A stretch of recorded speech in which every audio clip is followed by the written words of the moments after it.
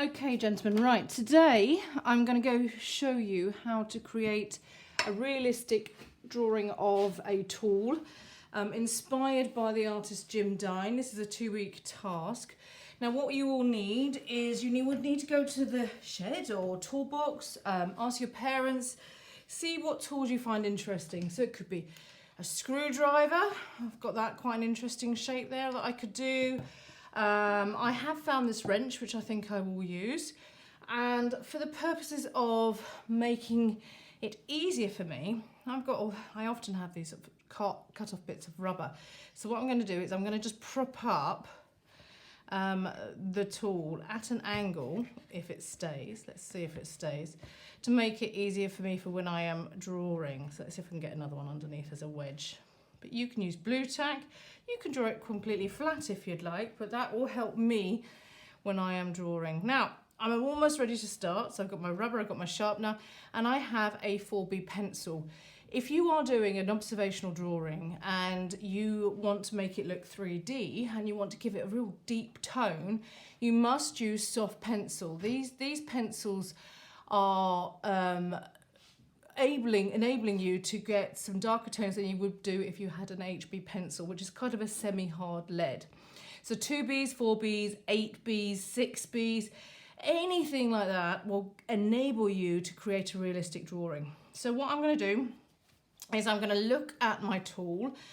There is a simple sort of diagonal slope line here, and I'm going to start very lightly with my pencil. Now it is a soft lead, so if I press too hard and I make a mistake, it will be a lot harder for me to rub out. So I'm going to start, get the curve right. Just very, again, if it's light, it's not the end of the world. And hopefully if I look at that line here, it will come and it will follow .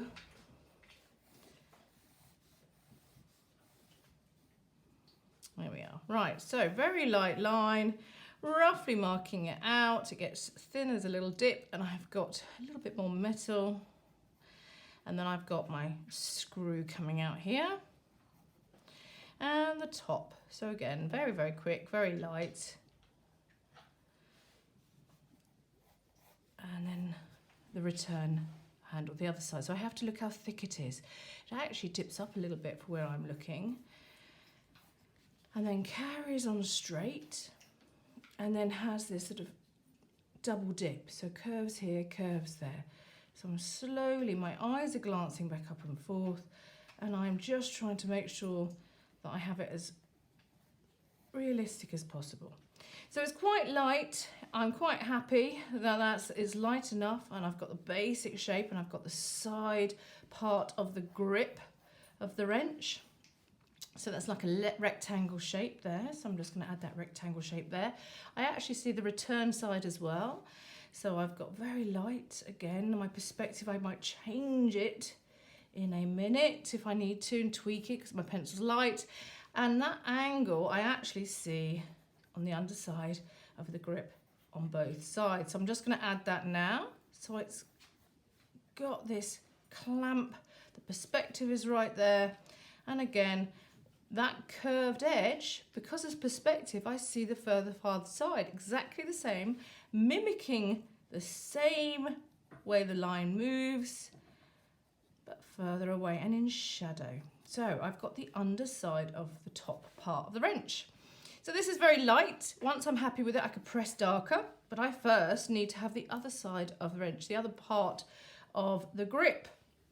Now you can look at the negative space in between and say, actually, that negative space is about that much, and it should roughly tie up with the top and the bottom part of the wrench. So there we are. There's that rectangular shape that we had before. Again, the return side, I see both sides of the grip part of the wrench, and then I see the underneath of the handle. So again, I'm slowly, it's a bit like connect the dots. Once you start noticing one part, then I've got the crease in the wrench here,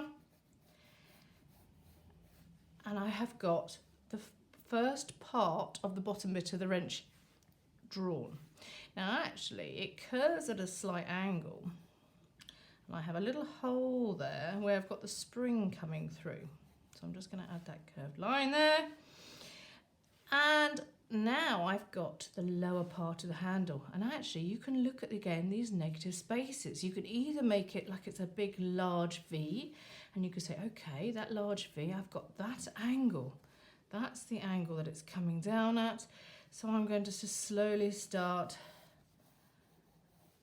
adding that lower part. Here we are. Comes out here, and I'm seeing it being connected. So by drawing it quite loose, you're not committing yourself, you're working it out, it's part of a calculation, you're making sure you're happy with it, and it will take a bit of time, a bit of trial and error times until you get happy with all parts. So I've got the bottom one again. I can use my rubber to neaten it up if I'm not happy with it. Say, oh, it's a bit scrappy. Let me just neaten that up, and that will help you. So I've got that part. Then I look at this diagonal piece of metal, and if again, it's coming towards the end part of the top handle here, and it goes about there with the diagonal line, and there is a bolt covering it. Right, so we are slowly building a bit more information. I've got the hollow part of my wrench where that piece of metal goes into, and I've got the underneath. Now I've got to missing the spring. So I've got to have this spring. Again, it's like a cylinder, but with lots and lots of core metal. So I'm just going to add that very quickly, and that disappears underneath.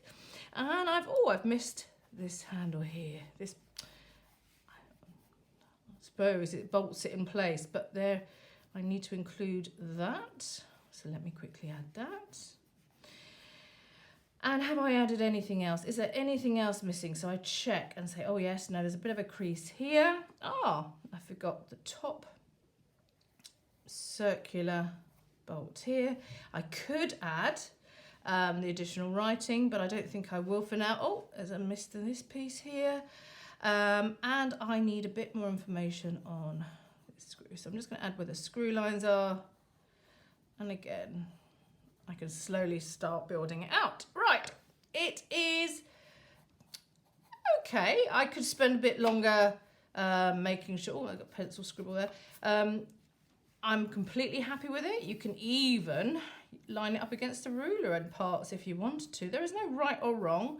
You are just trying to create a realistic drawing of the object in front of you. So observational drawing is a fundamental skill. Okay, once you have got all the detail that you are happy with, you can then start adding your tone. Now this is when the 4B really comes into play. So you can press in the darkest areas where you can look and you can squint your eye. So right, it gets very, very dark in here. So you crosshatch, you can have your lines, so your soft lines going in one direction. You can have another scrappy piece of paper if you wanted to, just to lean on so it doesn't smudge. And you can just build up your tone. Now, even within this tone, I can get more tone.